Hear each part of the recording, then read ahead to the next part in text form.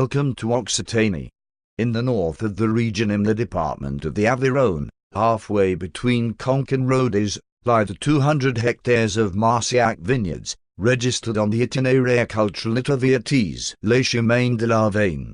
The identity and character of this OP classified wine derives from a combination of different elements.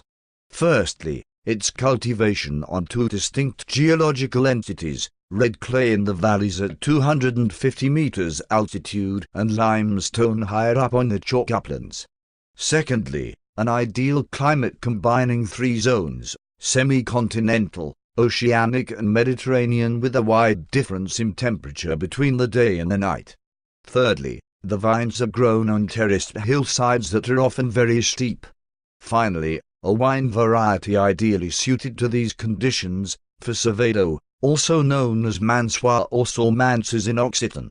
Viticulture in the Vale of Marcillac started way back in Roman times, but developed in the Middle Ages, its expansion fostered by the monks of Conques. As time went on, it was the middle classes of Rodez who took over the vineyards and built some splendid country residences in their midst.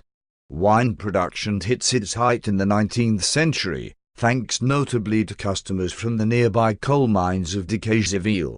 The start of the 20th century was marked by a serious decline because of phylloxera and other wine diseases, but also with the outbreak of the First World War. The closure of the mines in Decazeville and the big freeze of 1956 contributed to the virtual disappearance of this wine production in the area. Far from resigning themselves to their fate, the remaining winemakers launched themselves into action with the aim of getting their wine qualified, and they founded the cooperative winery in 1962. Their efforts finally paid off, and they were awarded the label of Vendée Limitée de Qualité Supérieure in 1965 and Appellation d'Origine Contrôlée in 1990. Today there are 40 wine growers producing Marcillac wine for the cooperative cellar and 13 independent wine growers. Annual production is around 1 million bottles.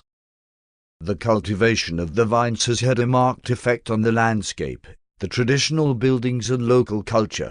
The louvered doors opening onto the cellars are handsome evidence of the prosperous past, as are the vine huts and the little dry stone walls that support the terrace cultivation.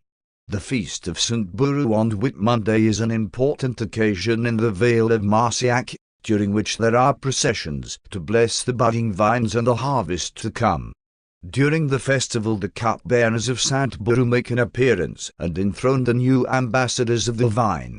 In 2014, the local cutlery launched the production of liado, the emblematic knife of the wine growers of the region, which formerly served the purpose of cutting and binding the vines into crowns. The tassou or wine tasting cup is always the pride and joy of its owner. Traditionally, wine should be served calmol. In Occitan, that is to say brimming over. To perfect your knowledge of the history of winemaking in the Vale, a visit to the Museum of Traditional Arts and Crafts in Salle-la-Source is a must. Their typical ancient wine cellar has been reconstructed with wine presses, barrels and crushers, so you can immerse yourselves in the life of the winemaker of former times. The trip advisors in the tourist office suggest you follow the wine route from winery to find out more about our unusual wines, a reflection of our countryside and way of life. The reds exhale the aromas of blackcurrant, spices and pepper. The roses have a nose of wild strawberries and raspberries. See you soon in Marcillac Vale on the European cultural route to Vitis, Les Chemins de la Vigne, the paths of wine heritage.